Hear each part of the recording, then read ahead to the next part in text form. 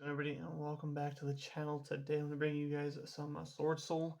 I've been playing this deck for quite a while. I've been really enjoying it.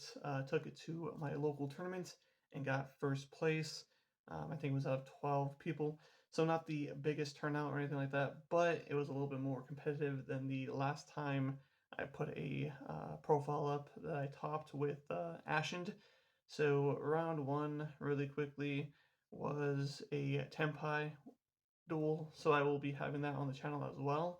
I did record it, just was able to stop his plays, and he didn't open up the best, so a bit of luck there, but still was able to take it down.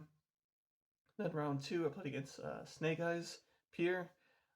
He was able to get it in game three, just a very strong deck still. Then in game three, or match three, was my only non-competitive deck, you would say, and that was Time Lord.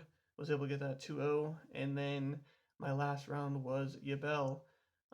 So yeah, I was able to get that in game three as well. So let's go ahead and get into the deck profile really quickly.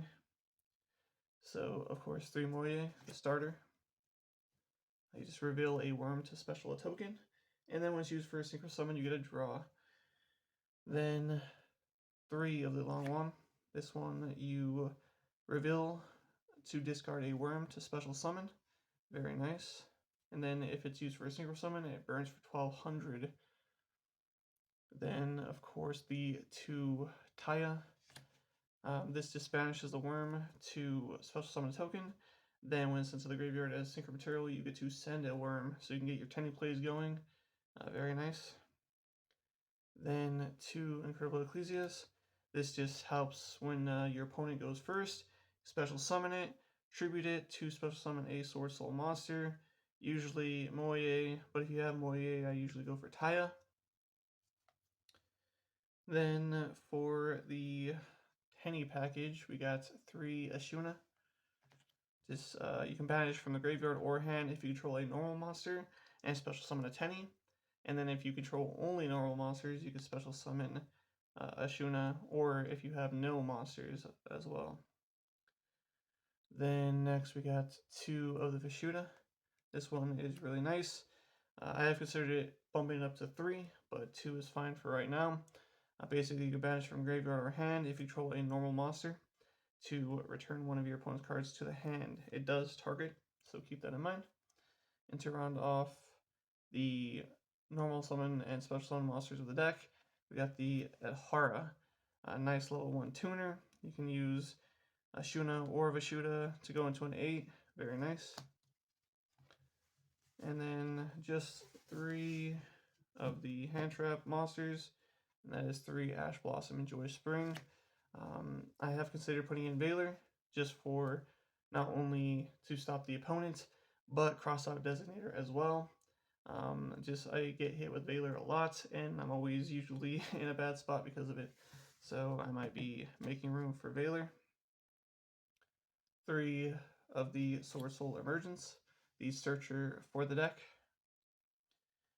Then the 2 Vessel. I have seen some builds running it at 1. I do still like it at 2. You just send a worm, and if you control a normal monster, you can add a worm to your hand, so you can get a lot of Tenny plays going. And then 2 Pod Desires for draw power, 2 Cross-Out Designator, just to help you stay in the game from getting hit by a lot of hand traps. I do play Back Row Hate and Twin Twister. Now, the reason why I played Twin Twister over the Cosmic Cyclone is just because you can discard worms, which is nice because your Tennies get their effects in the graveyard as well.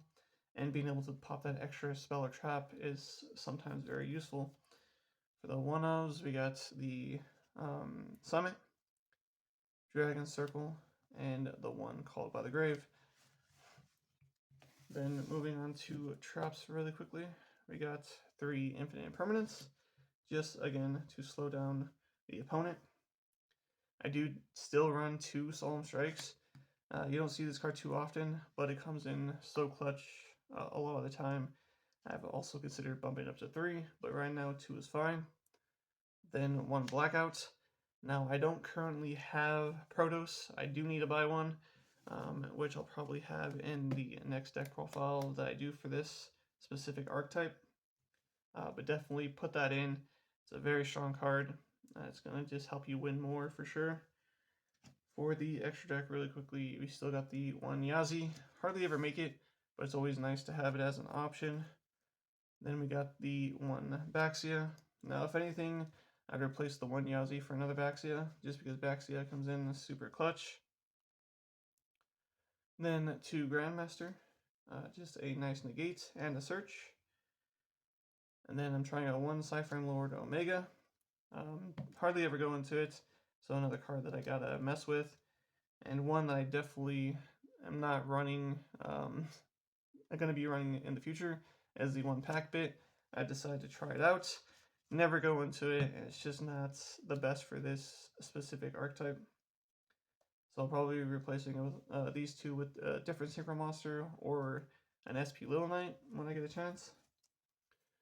Then one Berserker, one Dragite, one Xiao Feng, one Sinister Sovereign, and one of the Supreme Sovereign.